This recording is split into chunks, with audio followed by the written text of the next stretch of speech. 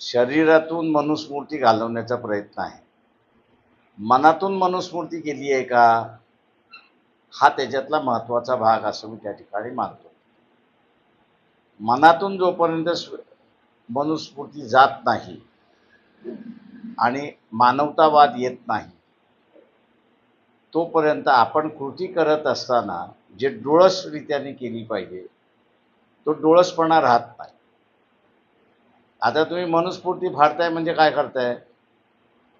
आता कोणाला तरी साध्या सुध्या माणसाला हे लक्षात आलं पाहिजे की मनुस्मृती फाडत असताना तिच्यावरती कोणाचा फोटोच नाही आहे त्या सगळ्या याच्यावरती, किंवा मनुचा असणारे एकच पुत्र आहे आणि तोही राजस्थानच्या हायकोर्टासमोर आहे, पण तोही झाकलेला आहे, अशी परिस्थिती आहे.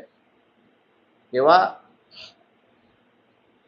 या सगळ्या ह्याच्यामध्ये मनातून मनुस्मृती जाणं हे महत्त्वाचं आहे. आणि या कृतीचा आम्ही असा निषेध करतो. आणि आव्हानाने, मी कितीही धर्मवादी आहे, निरपेक्षवादी आहे, मी कितीही लोकशाहीवादी आहे, अमुकवादी आहे, हे कितीही ढिंडोरा पिटला तरी त्यांना आमचं सांगणं आहे की तुमच्या मनातून पहिल्यांदा मनुस्मृती काढून टाका.